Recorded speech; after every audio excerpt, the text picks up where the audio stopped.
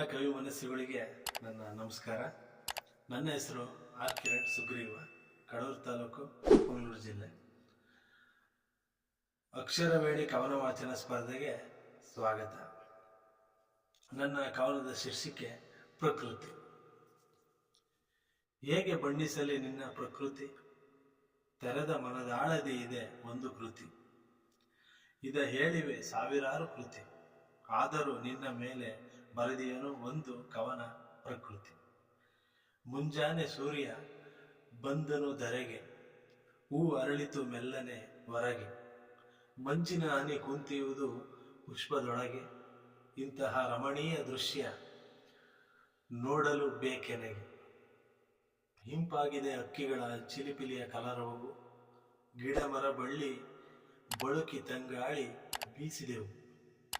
ಗಿರಿಯಿಂದ ಜುಳುಜುಳನೆ ಹರಿಯುತ್ತೆಯ ನೀರಿನ ಶಬ್ದವು, ಬಿಸಿಲಿನ ಧಗೆಗೆ ನೀರು ಆವಿಯಾದವು. ಕರಿ ಮೋಡಗಳಾಗಿ ಇಳಿಗೆ ಬಂದವು ಹನಿ ಹನಿಯಾಗಿ. ಖುಷಿ ಖುಷಿಯಾಗಿ ರೈತ ಪೈರು ಬೆಳೆದನು ಉತ್ತಮವಾಗಿ. ಇಂತಹ ಪ್ರಕೃತಿ ಹಲವು ಕೊಡುಗೆ ಬಗೆ ಬಗೆಯಾಗಿ. ಸೂರ್ಯ ಹೊರಟನು ನಾಳೆ ಬರುವನೆಂದು, ಕಳುಹಿಸಿದನು ಮಕ್ಕಳಿಗಾಗಿ ಚಂದ್ರರನ್ನು. ನಿನದಂತಹ ಕರುಣೆ ನೀಡುತ್ತೀಯೇ ಎಲ್ಲ ನಮಗಾಗಿ ಪ್ರಕೃತಿ. ಉಳಿಸಿ ಬೆಳೆಸಿರಿ ಪ್ರಕೃತಿಯನ್ನು ಎಲ್ಲ ಜೀವರಾಶಿಗಳಿಗಾಗಿ.